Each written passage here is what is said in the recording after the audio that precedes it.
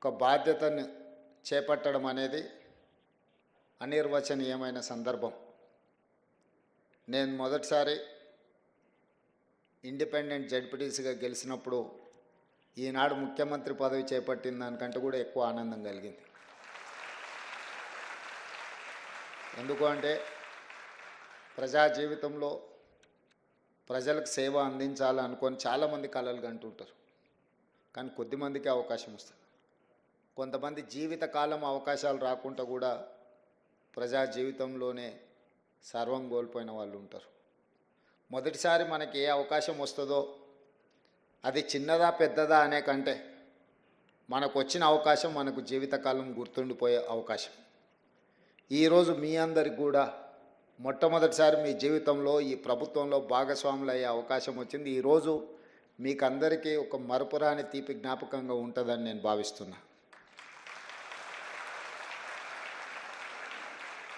ఈ ఉద్యోగ నియామకాలు వివిధ శాఖలకు సంబంధించి ముఖ్యంగా municipal administration and urban development, Panchayat Raj and rural development శాఖలకు సంబంధించిన నియామకాలు.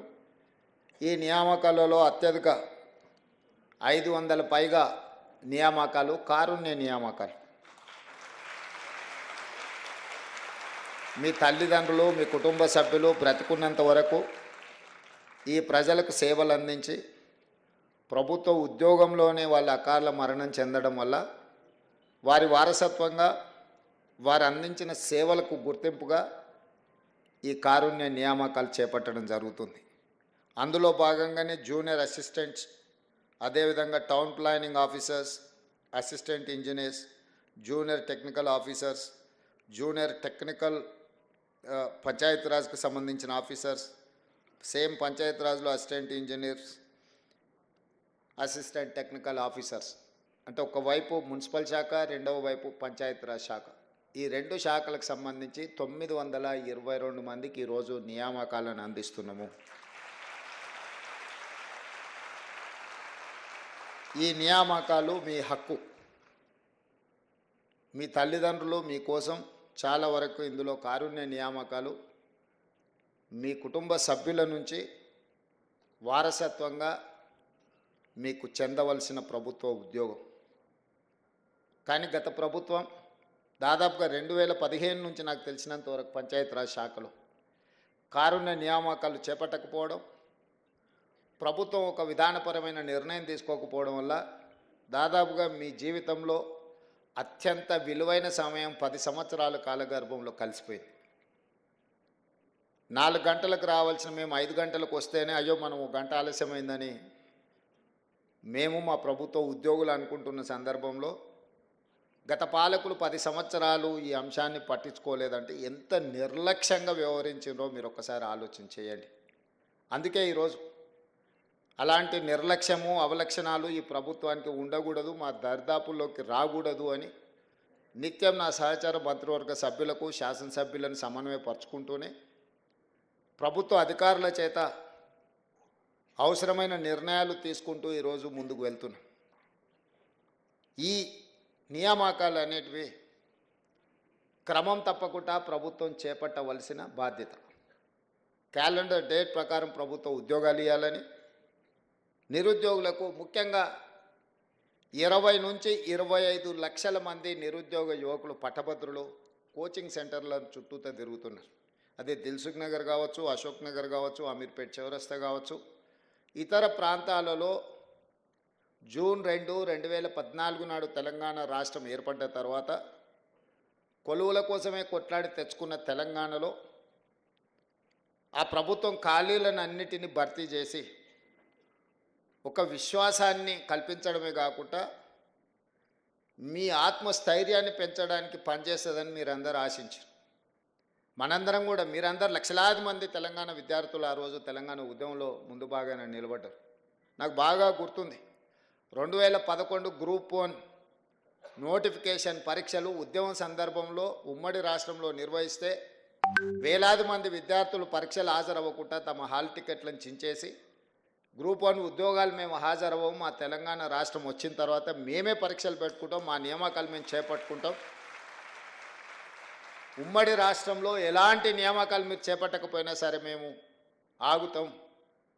మా ఉద్యోగ నియామకాల కంటే కూడా మా తెలంగాణ రాష్ట్రం ముఖ్యమని ఉస్మానియా యూనివర్సిటీ, కాకతీయ యూనివర్సిటీల విద్యార్థులు వీధుల్లోకి వచ్చి రాజకీయ నాయకులు అలసిపోయినప్పుడు ఇక మీ వల్ల కాకుంటే పక్కకు జరగండి, తెలంగాణ రాష్ట్రాన్ని మేము సాధిస్తామని ఆనాడు విద్యార్థి ఉద్యమకారులందరూ కూడా ముందు భాగానే నిలబడి తెలంగాణ రాష్ట్రాన్ని సాధించారు.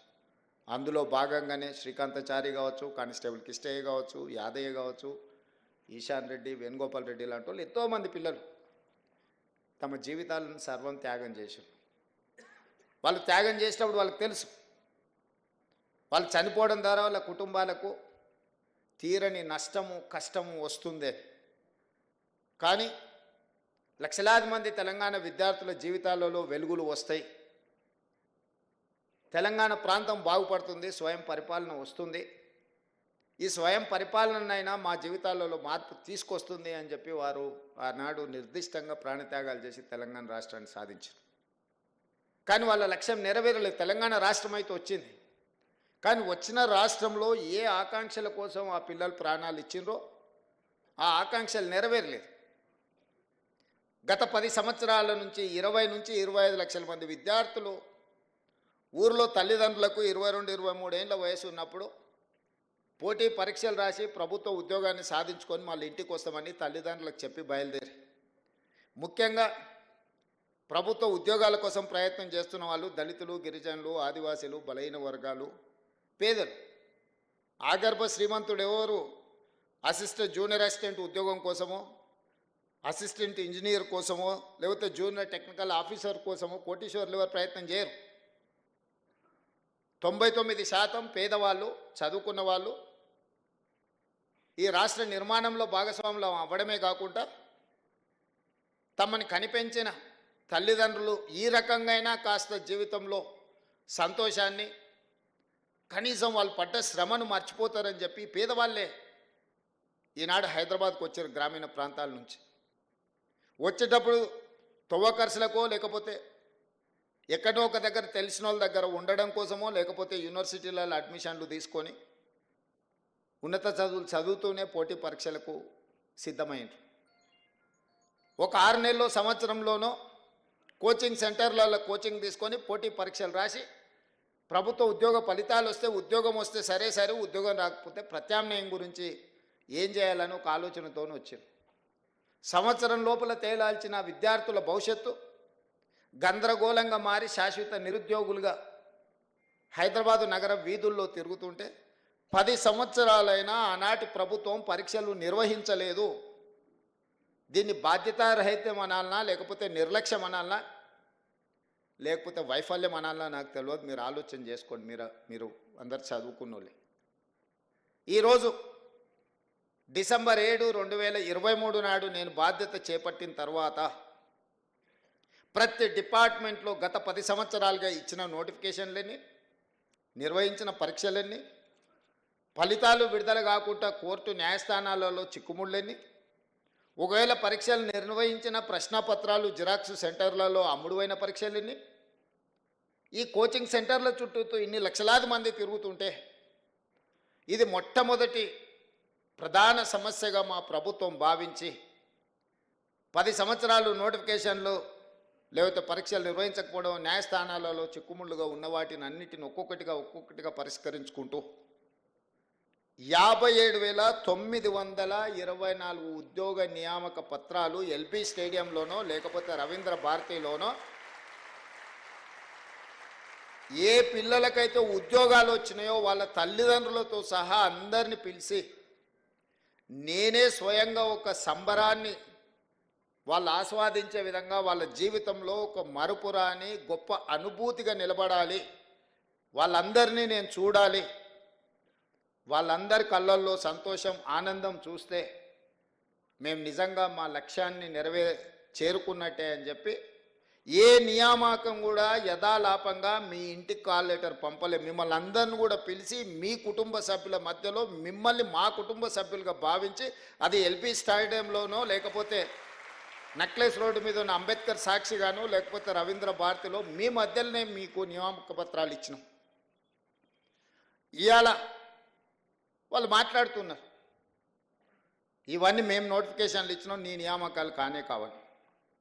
నేను వారిని అడుగుతున్న 10 సంవత్సరాలు మీరు నోటిఫికేషన్లు ఇచ్చి సరైన విధంగా పరీక్షలు నిర్వహించకపోవడం వల్ల యుక్త వయసులో ఉన్న పిల్లల జీవితాలు ఎంత సర్వనాశనమైనవి. మీరు ఎందుకు బాధ్యత తీసుకోలేదు?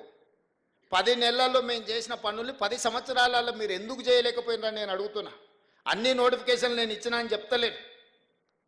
కొన్ని మీరు నోటిఫికేషన్లు ఇచ్చారు, కొన్ని మీరు పరీక్షలు నిర్వహించారు, కొన్ని ప్రశ్నపత్రాలు మీరే అమ్ముకున్నారు, కొంతమందిని ఉద్యోగాలు మీరే అమ్ముకున్నారు, కొన్నిటిని మీరే నోటిఫికేషన్లు ఇచ్చి మీరే వెనకాల నుంచి కోర్టులలో కేసులు వేయించి వాటి మీద స్టేలు తీసుకొచ్చి ఏ ఉద్యోగ నియామకాలు చేపట్టకుండా మీరు నిర్లక్ష్యం వహించడం వల్లనే కదా ఈ 25 లక్షల మంది నిరుద్యోగ యువకులు ఆలోచన చేసి ఇక మేము మిమ్మల్ని ఉద్యోగాలు అడగం, మేము మీకు ఇచ్చిన ఉద్యోగాలను ఊడగొడతాం, మా ఉద్యోగాలు మేము తెచ్చుకుంటామని కదా ఆ విద్యార్థి నిరుద్యోగ ఉద్యమకారులు ప్రాణాలు అర్పించి తెలంగాణ తెచ్చి మీకు ఉద్యోగ అవకాశాలు కల్పిస్తే 10 సంవత్సరాలు మీరు మీ కుటుంబమే ప్రతిరోజు పంచభక్ష పరిమాణాలతో పండుగ చేసుకున్నారు. మీ ఉద్యోగాలు మీరు ఆస్వాదించిండ్రు తప్ప ఈ పిల్లలకు ఉద్యోగాలు ఇవ్వాలని ఆలోచన చేసిండ్రా? ఈరోజు నేను ఒక్క మాట అడగదలుచుకున్నా, ఈ నోటిఫికేషన్లన్నీ మావే రేవంత్ రెడ్డి చేసింది ఏముందయా అని నేను ఒక మాట అడగదలుచుకున్నా. మీ ఇంట్లో మీ పిల్లల్ని ప్రజలు తిరస్కరించి నిజామాబాద్ పార్లమెంట్ సభ్యుడిగా, అదేవిధంగా మీ బంధువును కరీంనగర్ పార్లమెంట్ సభ్యుడిగా ప్రజలు తిరస్కరించారు. 6 నెలలు తిరగకముందే వాళ్ళిద్దరికి కారుణ్య నియామకాలు చంద్రశేఖరరావు గారు ఇచ్చిండ్రా లేదా? ఒకరికి ఎమ్మెల్సీకి ఇచ్చారు, ఒకరికేమో ప్లానింగ్ కమిషన్ వైస్ చైర్మన్ ఇచ్చిండ్రు.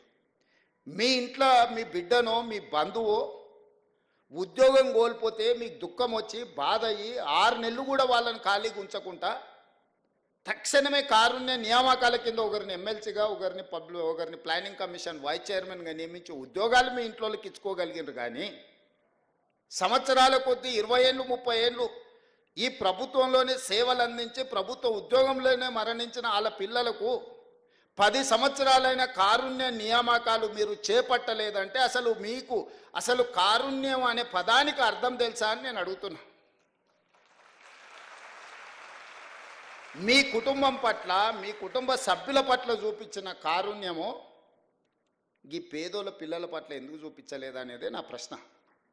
మీరు చూపించని దగ్గర మేము చూపించినాం, మా విజ్ఞత ప్రదర్శించినాం. మేము మా ఉద్యోగాల కోసం తాపత్రయపడలే. మేం చేపట్టిన పదవి ఒక భావోద్వేగము. ఈ లబ్ధిదారులకు ఏదైనా న్యాయం చేయాలన్న ఆలోచనతో మన ప్రభుత్వం ఈరోజు దాదాపుగా మీ నియామకాలతోని 59,000 ప్రభుత్వ ఉద్యోగ నియామక పత్రాలు నేను అందించిన. స్వతంత్రం వచ్చినప్పటి నుంచి ఈ రోజు వరకు అది ఉమ్మడి రాష్ట్రంలో కావచ్చు, లేదా నరేంద్ర మోడీ గారు ముఖ్యమంత్రిగా ఉన్న గుజరాత్లో కావచ్చు, దేశంలోనే అతిపెద్ద రాష్ట్రమైన ఉత్తరప్రదేశ్ కావచ్చు, ఏ రాష్ట్రాన్నైనా ఏ రాజకీయ పార్టీనైనా నేను సూటిగా సవాలు విసురుతున్నా. 10 నెలల్లో 59,000 ప్రభుత్వ ఉద్యోగాలు అందించిన ముఖ్యమంత్రి కానీ రాష్ట్రం కానీ ఉంటే మీరు ఏదైనా చూపించండి, నేను చర్చించడానికి సిద్ధంగా ఉన్నా. మా రాష్ట్రము తెలంగాణ రాష్ట్రము ప్రజాపాలనలో 59,000 ప్రభుత్వ ఉద్యోగ నియామకాలు చేపట్టడం ద్వారా ఈ దేశానికే తెలంగాణ రాష్ట్రం ఒక మోడల్గా నిలబడ్డది. ఒక బాధ్యతను భావోద్వేగంతో మేము నిర్వహించినాము. అన్ని పరీక్షలు పద్ధతి ప్రకారం నిర్వహించినాం. ఒకప్పుడు ఉద్యోగ నోటిఫికేషన్ల కోసం ధర్నాలు జరిగేటి, నిరసన తెలిపేది, నోటిఫికేషన్లు ఇస్తారా అయ్యారా. నేను వచ్చిన తర్వాత మీద నోటిఫికేషన్లు ఇస్తే మీరు ధర్నాలు చేయమొదలుపెట్టారు. ఇన్ని నోటిఫికేషన్లు ఇస్తే ఎట్లా కొన్ని ఆపునరని అశోక్ నగర్ చౌరస్తాలో ధర్నాలు జరిగినాయి. రేవంత్ రెడ్డి నువ్వు రా అడిగి అన్నారు. ఉద్యోగ నోటిఫికేషన్లు ఇచ్చేది నేను, చదువుకోండి మీరు, పోటీ పరీక్షలు రాయండి అని మన పిల్లలకు విజ్ఞప్తి చేసిన. ఎక్కడ కూడా ఈ దేశంలో నోటిఫికేషన్లు ఇవ్వమని ఉద్యమాలు జరిగినాయి, నోటిఫికేషన్లు ఇవ్వమని ధర్నాలు జరిగినాయి. కానీ ఇంతగానం నోటిఫికేషన్లు ఇస్తే ఎట్లా కొన్ని ఆపుండ్రు అని ఎక్కడైనా ఈ దేశంలో ధర్నా జరిగిందా? మొదటిసారి తెలంగాణ రాష్ట్రంలో మీ ప్రభుత్వం వచ్చినాక నోటిఫికేషన్లు కొన్ని వాయిదా వేయండి అని ధర్నాలు జరిగినాయి. ఇది మా చిత్తశుద్ధికి నిదర్శనం.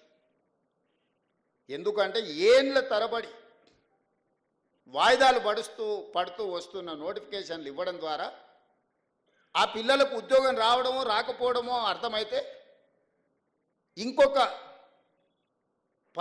పని కోసం వెళ్తారు. తల్లిదండ్రులకు కూడా వాడికి ఉద్యోగం వస్తే పెళ్లి చేద్దాం అనుకుంటారు. 22, 23 ఏళ్ళకి హైదరాబాద్ వచ్చాడు, 33 ఏళ్ళు ఆయన ఉద్యోగం రాకపోతే ఎప్పుడు పెళ్లి చేయాలా? మా ఆడపిల్లలకు పెళ్ళి ఎట్లా ఉద్యోగం వస్తుంది కదా అని పెళ్లి చేస్తే వాళ్ళ పిల్లలే స్కూల్కి పోతురు. మా చెల్లెళ్ళకు వాళ్ళకు ఉద్యోగం అనేది తెలవకుండా పోయింది. లేకపోతే పిల్లగానికి ఉద్యోగం వస్తుందని పిల్లనిస్తే వానికి ఉద్యోగం రాకపోతే అరే పిల్ల ఉద్యోగం వస్తుందని కట్నం ఇచ్చి పెళ్లి చేస్తే పిల్లగాడు ఉద్యోగం సంగతి తెలుస్తలేడంటే అత్తగారు వాళ్ళకి ఎంత. ఇవన్నీ ప్రాక్టికల్గా ఉన్న సమస్యలు. నేను చెప్పేటివి పాసింగ్ రిమార్క్ కింద నేను చెప్తున్నా, కానీ వాస్తవంగా మధ్యతరగతి కుటుంబాలలో ఉన్న ఒక దీర్ఘకాలికమైన సమస్య.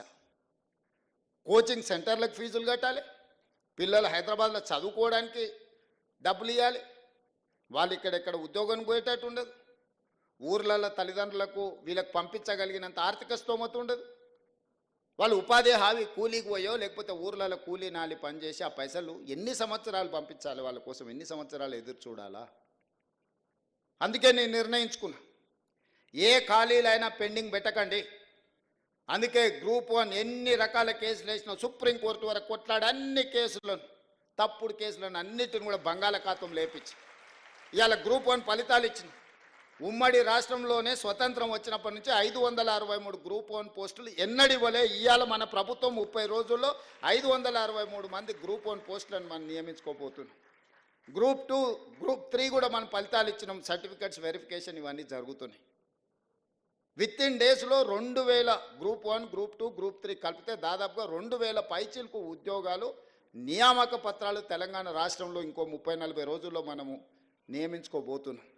ఉద్యోగాలు 2-2.5 వేలు ఉండొచ్చు, కానీ 10 లక్షల పైగా విద్యార్థులు కోచింగ్ సెంటర్లో చుట్టూతో తిరుగుతూ వాళ్ళు ఊరు నుంచి తల్లిదండ్రుల దగ్గరికి వెళ్ళి ఉద్యోగం వచ్చిందానో రాలేదానో చెప్పుకోలేని పరిస్థితుల్లో కొట్టుమిట్టాడుతుంటే ఈరోజు ఒక శాశ్వత పరిష్కారం చూపించే ప్రయత్నం చేస్తున్నాం. అన్నీ అడ్డుకోవాలనే ప్రయత్నమే.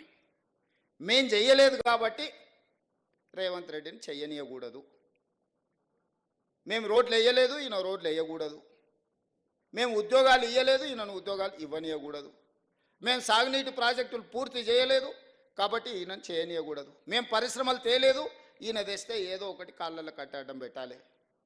ప్రతిదీ ఆనాడు ఒక వ్యక్తి, ఒక కుటుంబం, ఒక రాజకీయ పార్టీ సెంట్రిక్గా రాష్ట్రంలో నిర్ణయాలు జరిగితే ఈరోజు ప్రజల కోణంలో, నిరుద్యోగ యువకుల కోణంలో, విద్యార్థుల కోణంలో ఈరోజు మన ప్రభుత్వం, ఈరోజు విద్యార్థులకు మీరు అందరూ గ్రామాల నుంచి వచ్చిన వాళ్ళు దాదాపుగా డైట్ ఛార్జెస్ 10 సంవత్సరాలు పెంచలేదు. నేను 40% డైట్ ఛార్జెస్ సింగిల్ స్ట్రోక్లో నేను ఇచ్చిన. కాస్మెటిక్ ఛార్జెస్ హాస్టల్లో ఆడపిల్లలు ఉంటారు, పేదోళ్ళ పిల్లలు ఇంటి దగ్గర తల్లిదండ్రులను అడగలేరు, చిన్న చిన్న సబ్బు కాడ నుంచి మొదలు పెడితే చిన్న చిన్న కాస్మెటిక్స్ని అడగలేరు. 200% 20 ఇయర్స్ నుంచి పెండింగ్ ఉంటే నేను 200% కాస్మెటిక్ ఛార్జెస్ పెంచి ఎవ్రీ మంత్ గ్రీన్ ఛానల్ వాళ్ళకి పేమెంట్లు ఇచ్చిన. ఈరోజు దాన్ని స్ట్రీమ్ లైన్ చేసిన. ఇంటిగ్రేటెడ్ రెసిడెన్షియల్ స్కూల్స్ మేము ఎస్సీ ఎస్టీ బీసీలకు రెసిడెన్షియల్ స్కూల్స్ ఓపెన్ చేసినామని 7 ఉన్నాయి. అవి 2000 మంది విద్యార్థులు ఉంటే 10 బాత్రూములు కూడా లేవు. ఒక్కొక్క బాత్రూమ్ దగ్గర 500, 200 మంది పిల్లలు క్యూ కట్టే పరిస్థితి. అక్కడి నుంచి ఈరోజు ప్రతి నియోజకవర్గానికి ఒక young India integrated residential schools 20 నుంచి 25 ఎకరాలలో 200 కోట్ల రూపాయలతోటి మన సింగిల్ జీవో 58 నియోజకవర్గాలలో అనుమతించిన 11,000 కోట్ల రూపాయలు మంజూరు చేసిన. గ్రీన్ ఛానల్లో కలెక్టర్ల ఖాతాలు ఆల్రెడీ నగదు కలెక్టర్ ఖాతాలు నిధులు పెట్టేసిన. రేపు పొద్దుగాలే బిల్లులు వచ్చినాయి రాలేదని కాంట్రాక్టర్లు పని ఆపితే పిల్లలకు నెక్స్ట్ అకాడమిక్ ఇయర్ లోపల ఒక మంచి ఇన్ఫ్రాస్ట్రక్చర్ ఇవాళ కార్పొరేట్ లెవెల్లో వాళ్ళకు విద్యను అందించడానికి. అదేవిధంగా స్కిల్స్కి సంబంధించి యంగ్ ఇండియా స్కిల్స్ యూనివర్సిటీ ప్రతి సంవత్సరం 1,10,000 మంది ఇంజనీరింగ్ విద్యార్థులు పాస్ అవుతున్నారు తెలంగాణ రాష్ట్రంలో. 1,10,000 మంది ఇంజనీర్లు బయటకు వస్తే 10,000 మంది కూడా ఉద్యోగాలు వస్తలేవు, 1,00,000 మంది ఖాళీగానే ఉంటున్నారు. తల్లిదండ్రులు వచ్చి కలుపుతారు, సార్ మా పిల్లగాడు ఇంజనీరింగ్ చదువుకున్నాడు ఏదైనా ఉద్యోగం చూడు సార్ అని. మన ఢిల్లీలో బిల్ గేట్స్ వస్తే ఒక ఆయన వచ్చింది, సార్ బిల్ గేట్స్ వచ్చింది కానీ నువ్వు చెప్తే ఉద్యోగం ఇవ్వడమ్మా పిల్లగానికి ఇవ్వండి అని. ఎట్లా వస్తుంది అంటే, సార్ మరి ఇంజనీరింగ్ చదువుకున్నా నాకేం తెలుసు సార్. అందుకే తీసుకుంటున్న సర్టిఫికెట్కి మనకున్న నైపుణ్యానికి పొంతన లేదు. డిమాండ్ అండ్ సప్లైలో చాలా గ్యాప్ ఉంది. ఈ గ్యాప్ను ఫిలప్ చేయడానికే యంగ్ ఇండియా స్కిల్స్ యూనివర్సిటీని, ఒక అద్భుతమైన మోడల్ని, దేశానికి ఆదర్శంగా ఉండే విధంగా ఈరోజు యంగ్ ఇండియా స్కిల్స్ యూనివర్సిటీని తీసుకొచ్చినాం.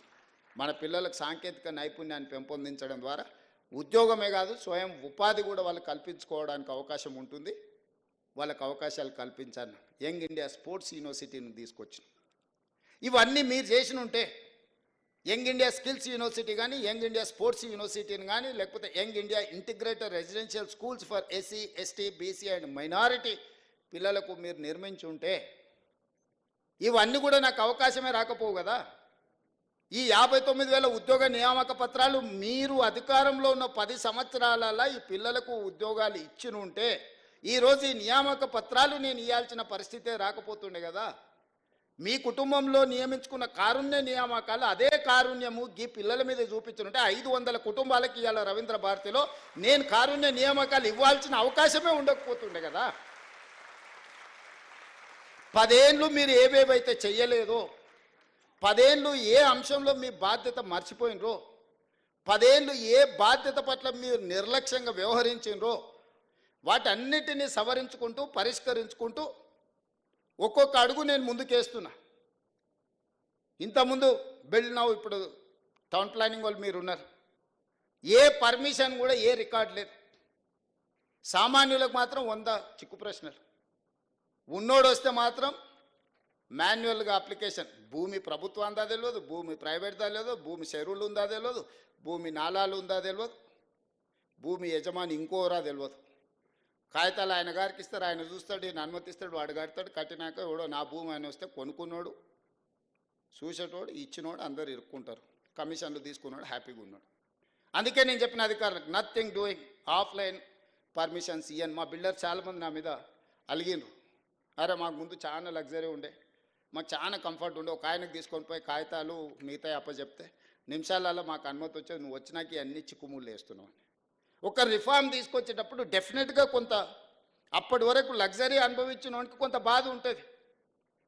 ఎందుకంటే మాకు ఇంత గ్రీన్ ఛానల్లో మాకు కొన్ని వెసులుబాట్లు ఉండే. రేవంత్ రెడ్డి గారు రాగానే పేదోడు లేదు పెద్దోడు లేదు, అందరు క్యూలో రావాలి, ఆన్లైన్లో రావాలి, మీరు ఆటోమేటిక్ యాప్లో అప్లోడ్ చేయాలి, మీరు ఏమేమి పెడుతారో అందులో పెట్టుకురు, ప్రజలు పబ్లిక్ డొమైన్లో ఉంటుంది. ఈ భూమి ఎవరిదో తేలుతుంది, అది చెరువులు ఉందా లేదా తేలుతుంది, అది నాలాలు ఉందా లేదా తేలుతుంది. ఇవాళ అనుమతులు ఇచ్చిన వాళ్ళు మేము కొంతమందిని వాళ్ళు ఒత్తిడితో ఇచ్చారు, మేము ప్రాసిక్యూషన్కు మా అధికారులు రాశారు హైదరాబాద్, ఈ ఆఫీసర్లు అందరూ లోపలేమని. వాళ్ళు నేను పిలిచిన ఏందే అని, ఏం చేయాలి సార్, ఆనాడు ఉన్నాయని ఇయ్యమన్నాడు, మేము ఇచ్చినాం, మీరు మమ్మల్ని ఏమో శిక్షిస్తామంటారు, మా పరిస్థితి ఏందని. అందుకే కుర్చీలో కూర్చున్న వాళ్ళు ఒత్తిడి తెచ్చినా పారదర్శకంగా ఉండాలని ఇవాళ బిల్డ్ నవ్ అనే ఒక యాప్ తీసుకొచ్చి పబ్లిక్ డొమైన్లో పెట్టి ఎంత పెద్దోడైనా ఇందులోనే అప్లికేషన్ పెట్టుకోవాలి, దీన్ని స్క్రూటినీ చేయడానికి ప్రజలకు అవకాశం ఇచ్చినాం, ప్రభుత్వ అధికారులకు అవకాశం ఇచ్చినాం. రేపు పొద్దుగాల ప్రభుత్వ ఉద్యోగస్తులకు అనుమతి ఇచ్చింది కాబట్టి మీరే బాధ్యత, మీరు శిక్ష అనుభవించుండి అని మిమ్మల్ని బలి చెయ్యొద్దన్న ఆలోచనతోని ఈరోజు తెలంగాణకు సంబంధించిన కొంతమంది తయారు చేసిన ఒక యాప్ని ఈరోజు మనము ఇంట్రడ్యూస్ చేసినాం. ఇవన్నీ కూడా పారదర్శకమైన పరిపాలన అందించాలని, ఒక ట్రాన్స్పరెంట్ గవర్నమెంట్ ఇవ్వడానికి చేస్తున్న వెల్ఫేర్ అండ్ డెవలప్మెంట్తో పాటు ఒక ట్రాన్స్పరెంట్ గవర్నెన్స్ ఇవ్వాలనేది నా ఆలోచన. That is called good governance, that is called Telangana model. ఈ తెలంగాణ అనేది దేశానికే. నరేంద్ర మోడీ గారు అప్పుడప్పుడు చెప్తుంటారు, ఈ దేశ ప్రధానమంత్రి ఆయన అంటే నాకు గొప్ప గౌరవం, ఈ దేశాన్ని నేనే అభివృద్ధి చేసిన అంటాడు. సంతోషం, ప్రధానమంత్రికి 3 సార్లు అవకాశం వస్తే డెఫినెట్గా చేస్తాను. కానీ ఆంధ్రప్రదేశ్, తెలంగాణ, తమిళనాడు, కర్ణాటక ఇన్ఫ్రాస్ట్రక్చర్ డెవలప్మెంట్ అంత ఇక్కడనే జరిగింది, కంపెనీలు అన్నీ ఇక్కడికే వచ్చినాయి. ఇక్కడున్నోళ్ళే కాదు, ఆ ఉత్తరప్రదేశ్ నుంచో లేకపోతే ఉత్తర భారతదేశం నుంచో గుజరాత్ నుంచో ఉద్యోగాలు చేయడానికి మన దగ్గరకు వస్తారు. మీరే అభివృద్ధి చేస్తే, మీరు ప్రాతినిధ్యం వహిస్తున్న ఉత్తరప్రదేశ్లో ఎందుకు ఉద్యోగాలు వస్తలేవు, మనోళ్ళు అక్కడికి ఎందుకు పోతలేరు? మీరు పుట్టి పెరిగిన గుజరాత్లో ఎందుకు ఉద్యోగాలు వస్తలేవు, ఇక్కడి నుంచి అక్కడికి ఎందుకు పోతలేరు? దక్షిణ భారతదేశంలో తమిళనాడు కావచ్చు, తెలంగాణ కావచ్చు, కర్ణాటక కావచ్చు, ఈ 3 రాష్ట్రాలు, చెన్నై కావచ్చు, హైదరాబాద్ కావచ్చు, బెంగళూరు కావచ్చు, ఈరోజు మన దక్షిణాది రాష్ట్రాలకు సంబంధించిన వాళ్ళే కాదు, ఉత్తరాది రాష్ట్రాలకు సంబంధించిన వాళ్ళు కూడా ఉద్యోగ ఉపాధి అవకాశాల కోసం మన దగ్గరికే వస్తారు కదా. ఛత్తీస్గఢ్, జార్ఖండ్ నుంచి, ఒడిశా నుంచి ఇవాళ లేబర్ కూడా మన దగ్గరకు వస్తున్నారు కదా. అభివృద్ధి మేం సాధించినట్ట, అభివృద్ధి మీరు చేసినట్ట అని నేను అడగదలుచుకున్న వారిని. అభివృద్ధికి చిరునామా మన ప్రాంతాలు, కష్టానికి మారు పేరు మనం. మార్కెటింగ్ రకరకాల వాళ్ళు చేసుకుంటారు, వాళ్ళకి మార్కెటింగ్ చేసుకునే తెలివితేటలని చేసుకుంటారు. కష్టం చేసేదే మనకు తెలుసు. చాలామంది నన్ను అంటుంటారు, నీ మీద వ్యతిరేకత ఉంది, నీ మీద కోపంగా ఉన్నారని. నేను అడగదలుచుకున్న మీ ద్వారా, రైతులు ఎందుకు కోపం ఉంటారు?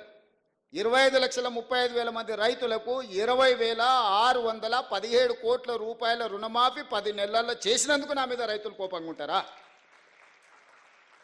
మహిళలు, మా ఆడబిడ్డలు రాష్ట్రం మొత్తం ఆర్టీసీలో ఉచిత ప్రయాణం ఇచ్చినందుకు చదువుకునే పిల్లల కాడి నుంచి మన పెద్దమ్మల వరకు అమ్మగారింటికి వెళ్ళాలన్నా, అమ్మవారిని దర్శించుకోవాలన్నా ఉచిత బస్సు ప్రయాణం ఇచ్చినందుకు మా ఆడబిడ్డలు నా మీద కోపంగా ఉంటారా?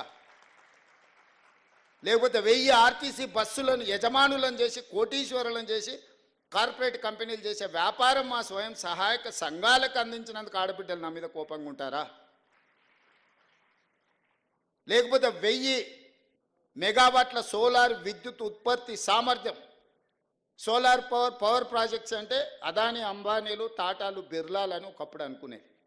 అదాని, అంబానీలతో పోటీ పడే విధంగా మా ఆడబిడ్డలకు 1000 మెగావాట్ల సోలార్ విద్యుత్ ఉత్పత్తి కాంట్రాక్ట్ మా ఆడబిడ్డలకు, మా సీతక్కకు చెప్పి, మా బట్టి విక్రమార్క గారికి చెప్పి ఇవాళ 1000 మెగావాట్ల సోలార్ ఉత్పత్తి సామర్థ్యం ఒప్పందం మా ఆడబిడ్డలు చేసిన. అందుకోసం నా మీద కోపంగా ఉంటారా?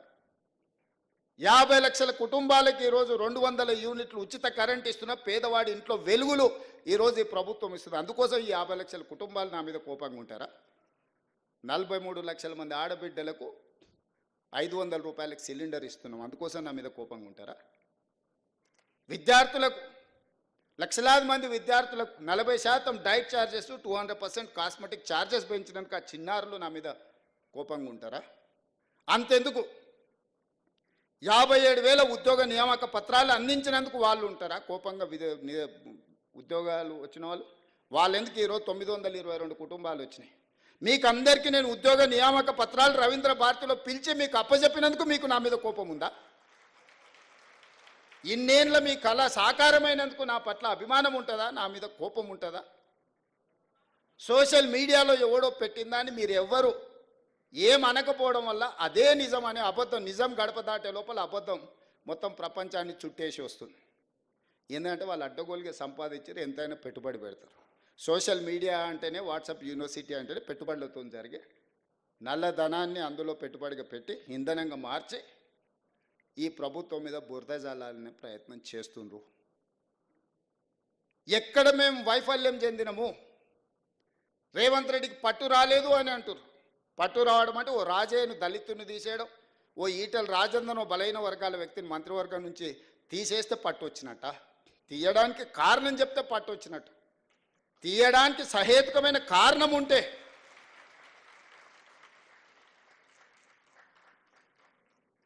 నీ సొంతమోడైనా తప్పు చేస్తే లోపల పెడితే నీకు పట్టు వచ్చినట్టు, కానీ పంచక తింటే పట్టు వచ్చినట్ట?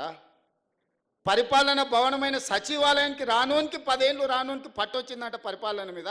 రోజుకు 18 గంటలు పనిచేస్తున్నా, మీకే అందుబాటులో ఉన్నా, నాకు మాత్రం పట్టు రాలేదు అంటుంది. ఎట్లా దీన్ని జస్టిఫై చేయాలో మీరు చెప్పండి అని అడుగుతున్నా నేను. ఏ రోజైనా సచివాలయానికి మమ్మల్ని, నేను సీతక్క కూడా సచివాలయానికి పోతే పోలీసులు పట్టుకొచ్చి మా ఇంటికాడ వదిలేసి వచ్చారు. ఇవాళ సచివాలయంలో ఎవరో బిల్లులు రాలేదని ధర్నా చేసింది. నేను లోపలికి రానియకపోతే వాళ్ళు వచ్చి ధర్నా చేయగలుగుతారా మిత్రులారా? మీరు చెప్పండి.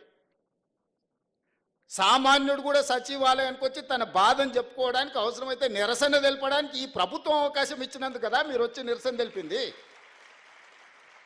ఏ ధర్నా చౌక్లో పుట్టి పెరిగిన మీ పార్టీ ఆ ధర్నా చౌక్ను మూసేస్తే నేను వచ్చిన వెంబడే ధర్నా చౌక్ తెరిచి ప్రజలు ఏం నిరసన తెలిపినరో నేను తెలుసుకోవాలనుకుంటున్నా.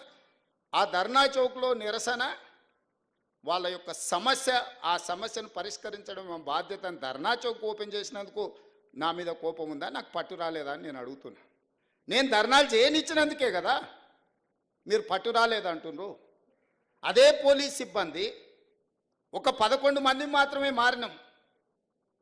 ఒక కుటుంబం ఒక 11 మంది మంత్రులు మారిన, మిగతాళ్ళంతా సేమ్ అదే వ్యవస్థ కదా.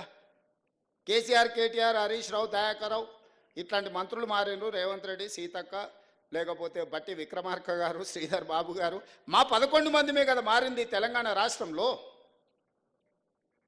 ఉన్న వ్యవస్థ మొత్తం అదే కదా. అదే పోలీసులకు నేను ఆదేశాలు ఇస్తే నిమిషాలలో ఇళ్ళకి వెళ్ళి బయటకు వెళ్ళకుండా అందరిని లోపలేసి తాళం వేసి వంగబెట్టి దంచరా? కోదండరాం తలుపులు వలగొట్టిన వాళ్ళు కేటీఆర్ తలుపులు వలగొట్టి ఈపులు వాళ్ళకి దంచరా? నువ్వు చెప్పినవు, నేను చెప్పలేదు. నేను అట్లాంటి విధానానికి వ్యతిరేకం కాబట్టి మీరు బయటకు వచ్చి ధర్నాలు చేస్తూ, దీక్షలు చేస్తూ నన్ను తిడుతురు.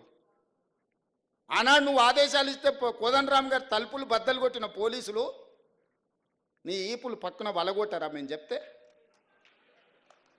ఆ విధానానికి మేము వ్యతిరేకము. అరే వాళ్ళ బాధ ఏముందో చెప్పుకొని అనరా, వింటే అందులో ఏదైనా రీజనబుల్ ఏమన్నా ఇష్యూ ఉంటే రిజాల్వ్ చేయాలనే ఆలోచనతోటి మేము అవకాశం ఇస్తున్నాము. సేమ్ అదే పోలీస్ వ్యవస్థతో మీరు అంచివేసినట్టు మేము అంచేయలేమా? మాకు తెలియదా? ఆ మాత్రం తెలివి లేకుంటేనే 20 ఏళ్ళ అపోజిషన్లో ZPTC, MLA, MLC, MP, party president, ముఖ్యమంత్రి అయిన 20 ఏళ్ళు ఏం తెలియకుండానే ఇంత దూరం వచ్చినా మీరు అవకాశం ఇచ్చారా? గడీలలో వెరగకపోవచ్చుగా, నల్లమల్ల అడవుల్లో వెరిగినాం కదా. క్రూర జంతువులను చూసినాం, సామాన్యులను కూడా చూసినాం కదా.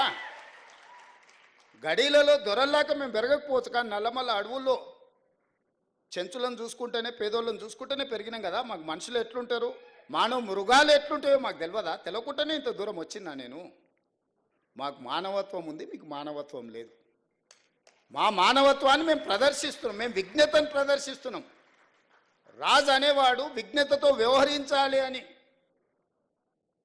ఒక రాష్ట్రానికి ముఖ్యమంత్రి అనేవాడికి విజ్ఞత ఉండాలి.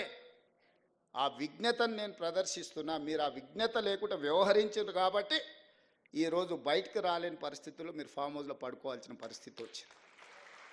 నీకు నాకున్న తేడా అది.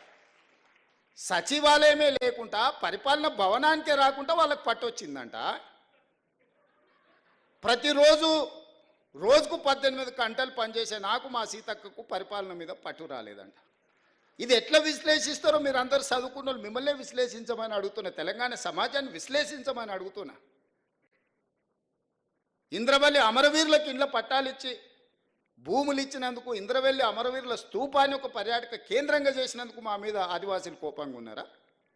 లేకపోతే సమ్మక్క సారలమ్మ జాతరని అద్భుతంగా నిర్వహించినందుకు మా మీద కోపంగా ఉన్నారా? లేకపోతే యాదగిరి గుట్టని యాదాద్రి నువ్వు చేస్తే తెలంగాణ ప్రజల యొక్క ఇష్టదైవం యాదగిరి గుట్ట లక్ష్మీ నరసింహస్వామి, ఆ పేరును కూడా తెలంగాణకు వదలలే. నాకు చాలామంది యాదగిరి అని మిత్రులు ఉన్నారు.